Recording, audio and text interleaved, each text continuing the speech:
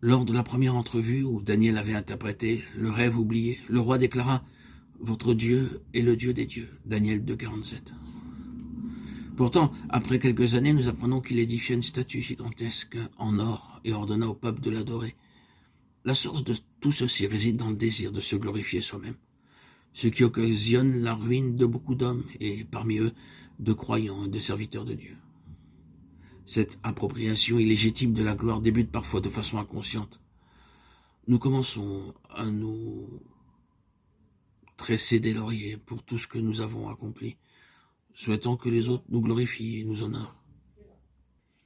Il arrive même que des chrétiens évangéliques soient exaltés, glorifiés par des photos accompagnées, des descriptions tout à fait exagérées, qui sont tout à fait relatives à leurs faits et gestes. Beaucoup de projets sont adoptés dans le but d'accroître leur réputation, de sorte que c'est l'homme qu'ils glorifient plutôt que Dieu. Les prédicateurs eux-mêmes prennent plaisir à décrire leur activité. Ils se réjouissent lorsque leur nom est mentionné dans la presse. Ce désir des hommes de chercher leur propre gloire semble être un grand danger, qui vient du monde et s'infiltre dans l'Église.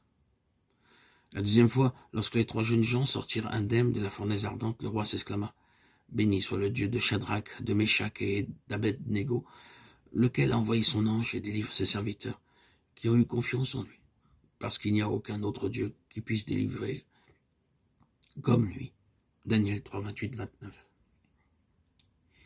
Il ne glorifia Dieu que de façon passagère et, peu après, recommença à s'exalter lui-même, manifestant ainsi qu'il était encore aveugle. Au début du chapitre 4, nous apprenons que Dieu parla une 3e fois au roi Nebuchadnezzar et l'avertit par un songe. Le monarque vit dans son rêve un arbre gigantesque qui atteignait presque le ciel. Ses branches s'étendaient dans toutes les directions, son feuillage était beau et ses fruits abondants. Toutes sortes d'animaux et d'oiseaux s'abritaient sous lui et sur lui. Tout ceci signifie qu'il était un roi prospère. Oui, il est vraiment difficile de comprendre la patience de Dieu envers les hommes.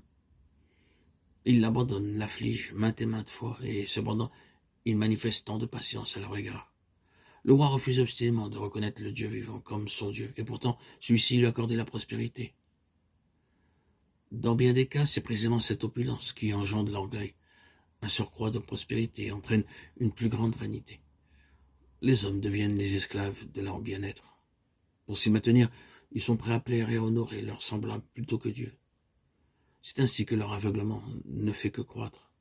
Même des croyants tombent dans ce piège de la compromission avec le monde, ce qui les rend incapables de se conformer sans réserve à toutes les dispositions du conseil de Dieu.